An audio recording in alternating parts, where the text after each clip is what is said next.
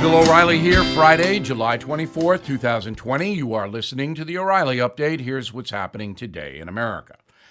Since the killing of George Floyd in Minneapolis on May 25th, the country has witnessed anti-police protests in more than 100 cities.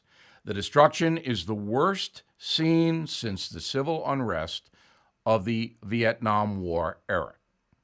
In New York City, crime now out of control. Shootings up 277% compared to 2019. Homicides spiking 30%. Riots in early June demolished more than 100 businesses in the city, creating more than $25 million in damage. 300 police officers were injured in the chaos. The district attorney in New York, Cyrus Vance, refusing to charge most of those arrested, including Mayor de Blasio's daughter. This is a dereliction of duty by Mr. Vance. Let's go to Portland, Oregon, now on its 8th week of daily protests. Demonstrators there targeting local police precincts and federal property. The city's far-left mayor refusing any help from the Trump administration, saying the situation is under control, which it is not. Just last night, the protesters turned on Wheeler, threw things at him, cursed him. One Oregon congressman insists the rioters are, quote, some people who have strong feelings. Yeah, and like to set fires, some of them, and will hurt you, some of them. In Chicago, gun violence setting new records. At least 411 people have been killed so far this year. Mayor Lightfoot criticizing the president, insisting he has no real interest in helping the Windy City, even though the Department of Homeland Security is deploying 150 agents to help stop the murders and shootings in Chicago. I believe, Miss Mayor, that's help, is it not? In total, 20,000 people at least have been arrested since June 1st in 50 states. More than 500 businesses destroyed in New York, Chicago, Portland, Seattle, LA, and other cities. Economists estimate the price tag tens of billions. Despite the violence, American corporations like Google, Facebook, Apple, Walmart, Target, Nike, McDonald's, all are bending a knee to the protests. It's pandering, pure and simple, and the media cheering them on. Voters must remember all of this come November. In a moment, the message of the day, listeners, sound off. Right back. The average ScoreMaster user raises their credit score 61 points in 20 days or less. ScoreMaster, the new credit science tool that super boosts your credit score faster and easier than anything else.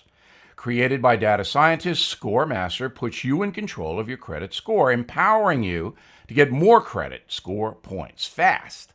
In just minutes, you receive a personalized plan to achieve a better credit score. And we all know what that means, better deals that ultimately save you a lot of money. Financial independence starts with knowledge and getting your best credit score. That's what you get with ScoreMaster.com. You should have the power, not the banks. And getting your best credit score gives you that power. Enroll in minutes, see how many plus points you can add to your credit score. Please visit ScoreMaster.com/Bill. ScoreMaster.com/Bill. Time now for the O'Reilly Update message of the day. Listeners, sound off. We do this every Friday. If you would like to write to me, very easy. Send me an email, bill@BillO'Reilly.com. bill@BillO'Reilly.com. First letter is from John in Oro Valley, Arizona. Bill, don't you find it incredulous that Disney pulls advertising from Facebook because they say Facebook has too much hatred, but then Disney turns a blind eye to their very own program, The View, with its endless hate? It's a good point you're making, John. The View is off the chart. It's a news show, if you can believe it. Disney, of course, owns ABC. And with Joy Behar, there's hatred on display every day. And some of the other women contribute to that. So if Disney's going to punish Facebook, it should punish itself, right? Andy, St. Louis.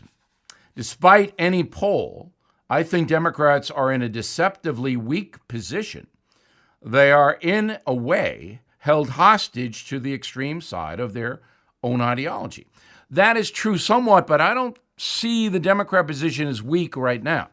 I think Joe Biden is a weak candidate, but the Democrats have control of a lot of cities, and the cities are where most of the people live.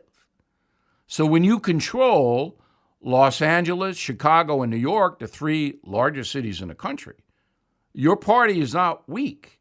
Now, the Democratic message is muddled. It's basically America's a bad country. There may be a fierce backlash against that, and that's what President Trump is hoping for, Andy.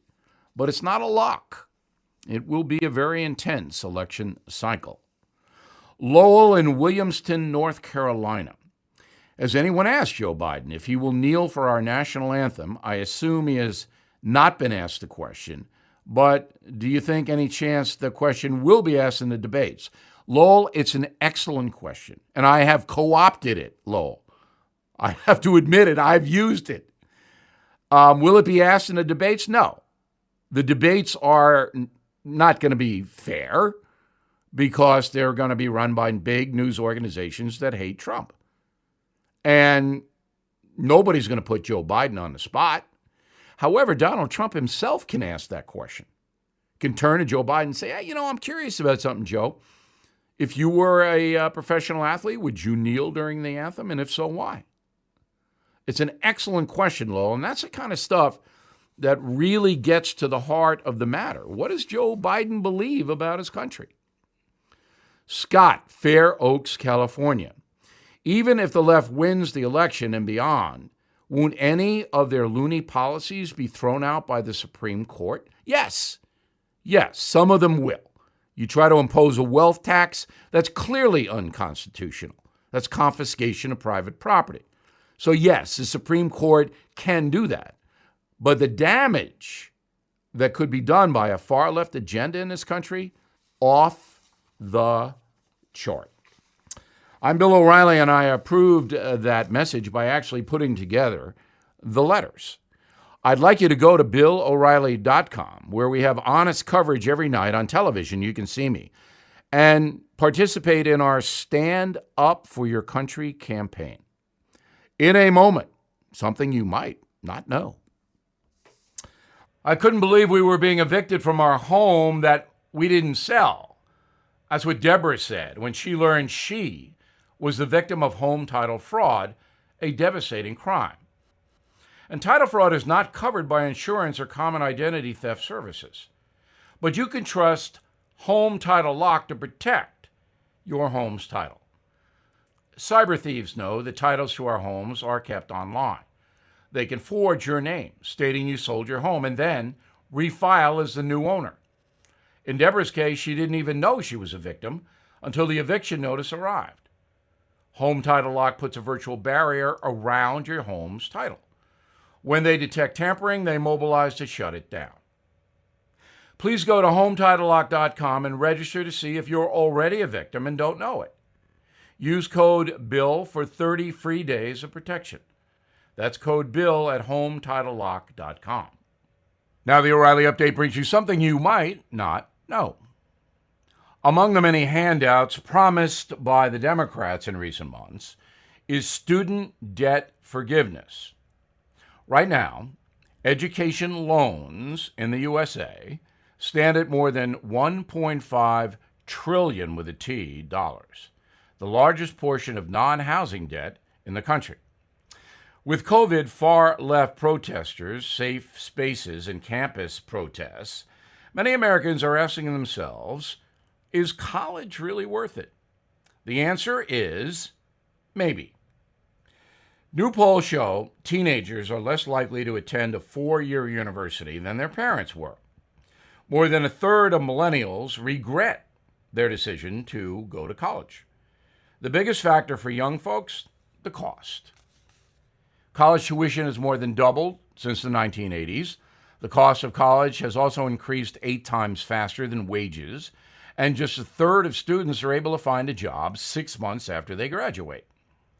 The most expensive schools range between $50,000 and $60,000. The biggest price tag, Columbia University in New York City, $61,000, and that doesn't include food, lodging, or books.